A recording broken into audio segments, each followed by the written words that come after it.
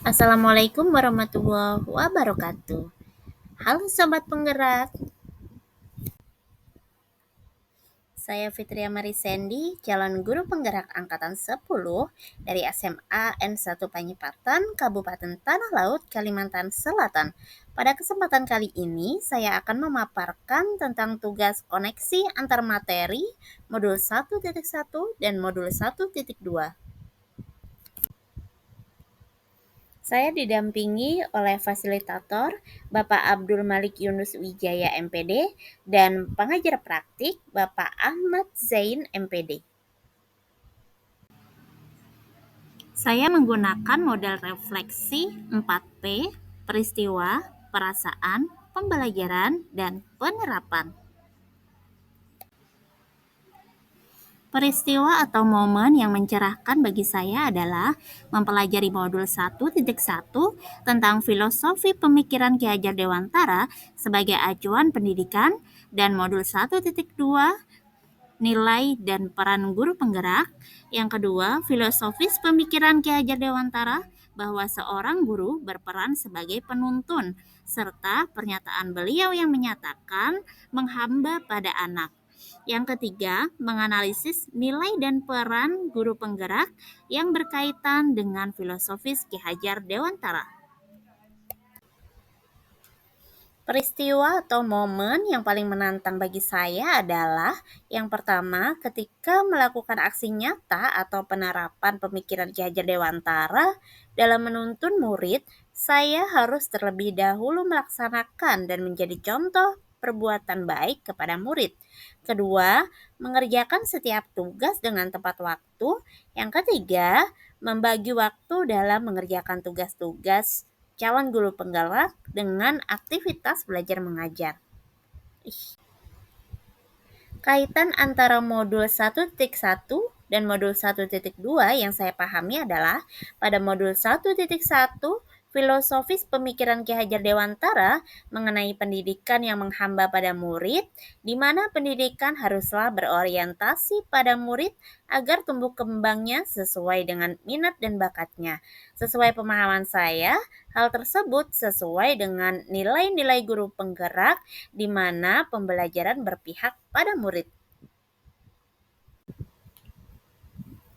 Pada modul 1.2, peran guru penggerak yaitu menjadi pemimpin pembelajaran baik di sekolah maupun di kelasnya.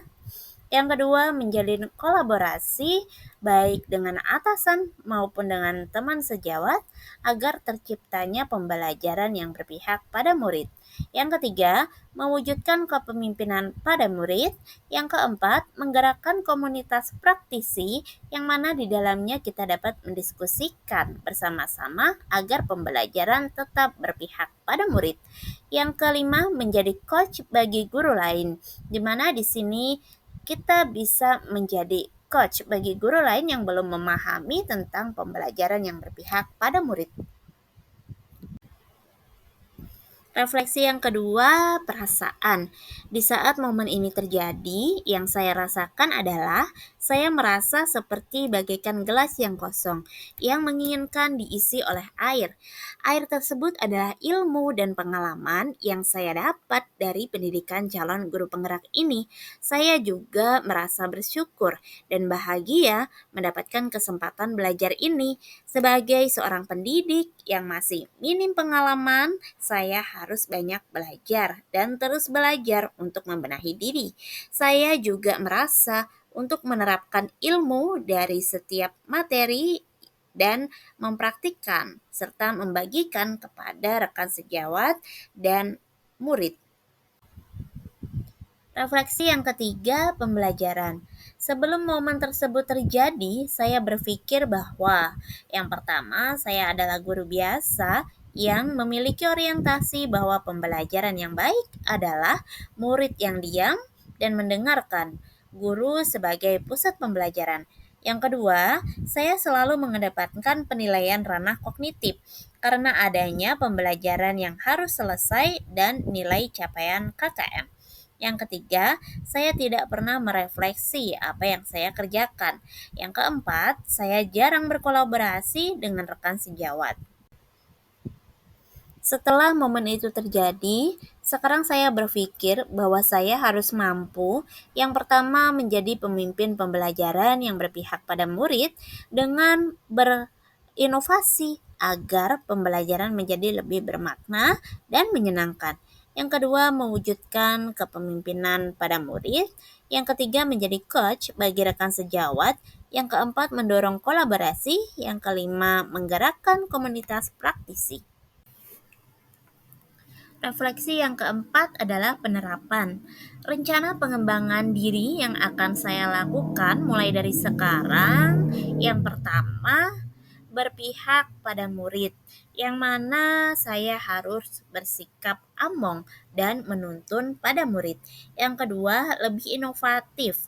Artinya saya menciptakan hal-hal baru dan berani berkarya, yang mana pembelajaran yang bervariasi dapat membuat peserta didik lebih bahagia dan pembelajaran lebih bermakna. Yang ketiga, reflektif. Artinya, saya berpikir terbuka dan bertanya pada diri tentang kekurangan dan kelebihan saya agar saya dapat menjadi pendidik yang lebih maju dan berinovasi. Yang keempat adalah mandiri, yang mana di sini saya berinisiatif untuk bergerak dan memiliki motivasi diri untuk menjadi pendidik yang lebih baik.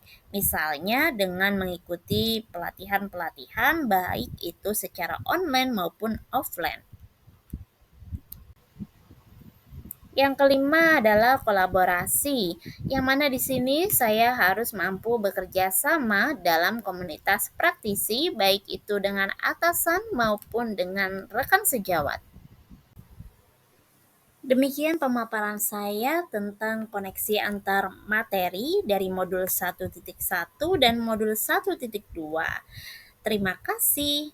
Salam guru penggerak. Wassalamualaikum warahmatullahi wabarakatuh.